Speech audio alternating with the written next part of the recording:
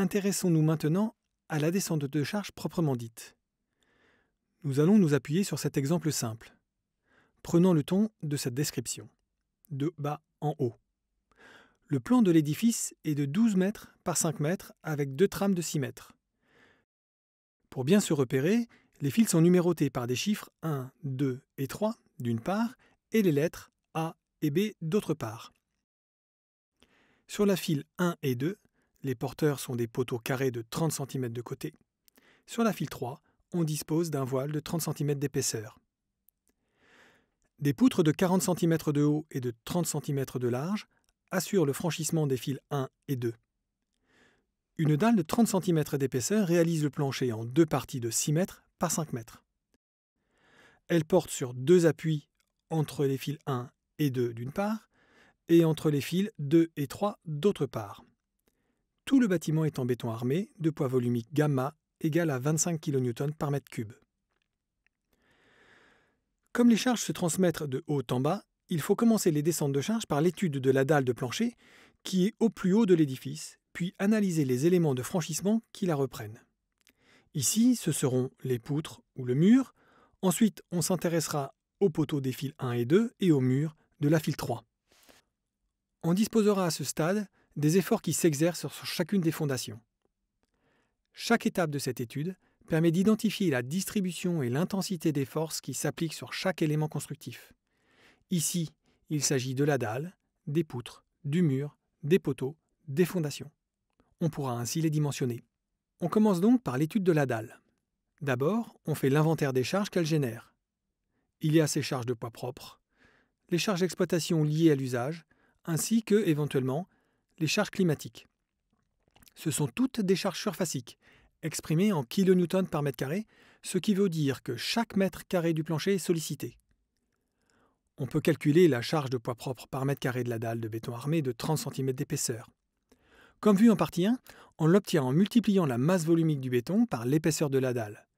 Petit p égale gamma fois l'épaisseur et on obtient petit p égale 7,5 kN par mètre carré. Et pour simplifier dans notre exemple, on ne retient que ces forces de poids propres provenant de la dalle, mais on pourrait très bien y ajouter, par simple addition, les charges surfaciques de poids propres provenant d'un carrelage sur chape, par exemple, celles d'exploitation ou encore climatiques. Ou encore toute autre charge exprimée en kN par mètre carré.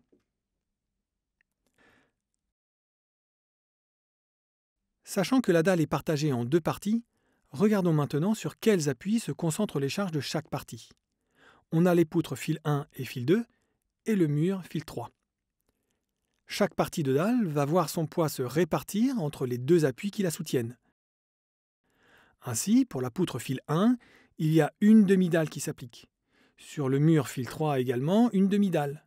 Et sur la poutre fil 2, il y aura 2 demi-dalles, soit une dalle entière. Les longueurs de demi-dalles se reportant sur la poutre valent 3 mètres et sont identifiées par la lettre petit d. On appelle cette distance la largeur de reprise. On peut se souvenir qu'on adopte cette répartition équivalente entre les appuis de la dalle tant que les charges surfaciques sont homogènes, c'est-à-dire qu'elles ne varient pas d'une zone à l'autre de la dalle. On va maintenant évaluer les charges de la dalle sur les poutres et sur le mur. On commence par la poutre fil 1 et on procède de la manière suivante.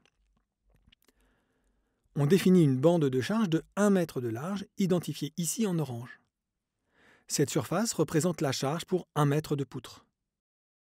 C'est une charge linéique qu'on appelle ici petit p1 et qui est égale à la charge par mètre carré petit p multipliée par la largeur de reprise d, se reportant sur la poutre. On obtient ainsi 22,5 kN par mètre.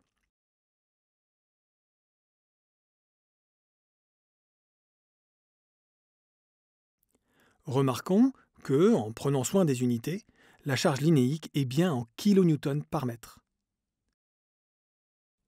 On généralise la bande de charge à l'ensemble de la demi-dalle concernée, et on peut conclure que la poutre fil 1 est chargée avec une charge linéique uniforme de 22,5 kN par mètre. Cette information permet d'une part de calculer les charges qui arriveront en tête de poteau, et d'autre part de réaliser le dimensionnement de la poutre.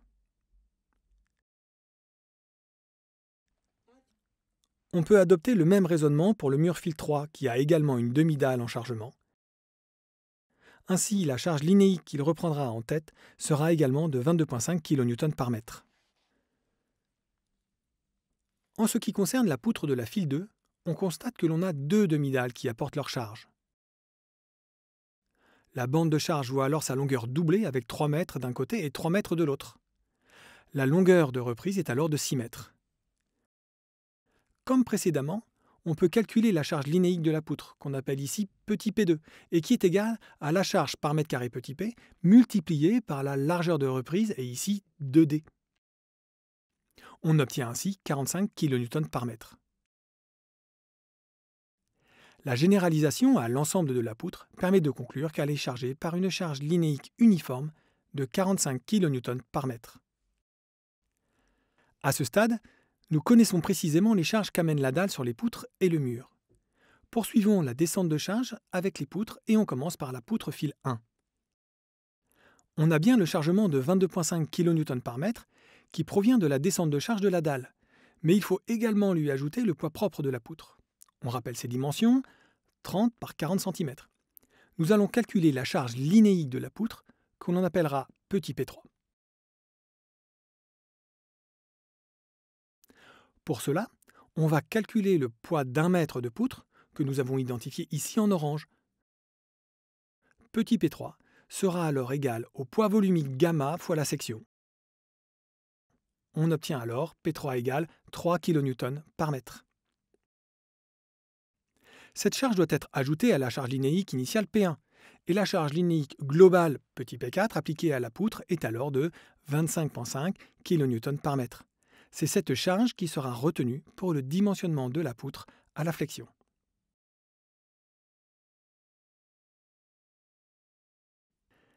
Ces charges vont transiter jusqu'aux appuis de la poutre, ici les têtes de poteau. Comme notre poutre est appuyée et chargée symétriquement, la moitié gauche ira à gauche et la moitié droite ira à droite. Comme pour la dalle, ceci n'est valable que dans les cas symétriques. Notre poutre étant de longueur 5 mètres, la charge en tête de poteau de la file A, qu'on appelle PA1, sera égale à la charge linéique P4 multipliée par la moitié de la portée, soit 2,5 mètres.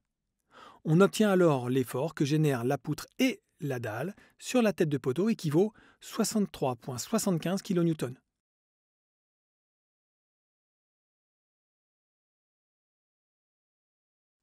On note bien que l'unité de la charge est bien en kN, car la charge est maintenant une charge ponctuelle. Comme le système est symétrique, l'effort en tête du poteau de la file B est identique, avec 63,75 kN. C'est cette charge qui sera retenue pour le dimensionnement au flambant du poteau de la file 1. On raisonnera de même pour la poutre de la file 2. La charge linéique de 45 kN par mètre est augmentée des 3 kN par mètre du poids propre de la poutre. Ainsi, la charge linéique globale, petit p5, prend la valeur 48 kN par mètre.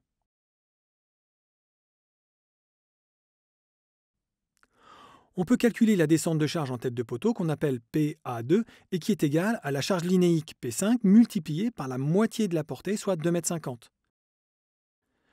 m. PA2 prend alors la valeur de 120 kN.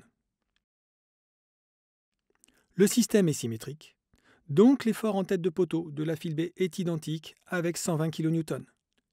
Comme pour la file 1, c'est cette charge qui sera retenue pour le dimensionnement au flambement du poteau de la file 2. On dispose maintenant des efforts en tête des éléments porteurs, poteaux et murs. Et on cherche à connaître l'effort en pied de poteau ou de mur au contact avec la fondation. On commence par la file 1. L'effort en tête de poteau PA1 de 63,75 kN doit être augmenté du poids propre du poteau. On rappelle sa hauteur de 2,30 m et sa section de 30 par 30 cm. Son poids est alors égal au produit du poids volumique gamma et de son volume, et on obtient 5,2 kN. On vérifie qu'on a bien des kilonewtons, qui pourront être ajoutés à l'effort en tête, lui aussi en kilonewtons. Ainsi, l'effort en pied de poteau sera arrondi à 69 kN. On aura la même descente de charge sur le pied en fil B, et c'est cette charge qui sera retenue pour le dimensionnement des semelles de fondation pour la file 1 en fonction des propriétés du sol. On procède de façon similaire pour la file 2. On obtient la descente de charge au contact de la fondation avec une valeur arrondie à 126 kN qui seront utilisées pour le dimensionnement des semelles de la file 2. Pour finir, on s'intéresse à la descente de charge en pied du mur de la file 3. Contrairement au poteau, l'appui du mur sur la fondation est linéique, donc on recherchera une charge linéique. La charge en tête de mur petit p1 de 22,5 kN par mètre doit être augmentée du poids propre du mur. On rappelle sa hauteur de 2,70 m et son épaisseur de 30 cm. On procède comme pour la poutre en calculant le poids d'1 mètre de mur que nous avons identifié ici en orange. Petit P6 sera égal au poids volumique gamma fois la section. On obtient alors P6 égale 20,25 kN par mètre.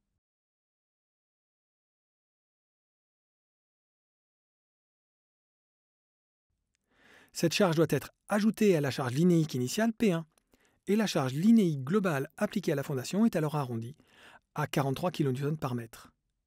C'est cette charge qui sera retenue pour le dimensionnement de la semelle filante de la file 3. On présente ici la synthèse de la descente de charge calculée au niveau des fondations. Lorsqu'on est en présence de structures à étages, on procède de la même façon en cumulant les charges des étages supérieurs sur les étages inférieurs jusqu'aux fondations. En guise de conclusion, il est important de bien retenir que la descente de charge fait transiter les charges de façon hiérarchique dans la structure. Des charges surfaciques vers les supports linéiques, puis des supports linéiques vers les supports ponctuels. Chaque étape permettant de dimensionner l'élément constructif qui conduit l'effort.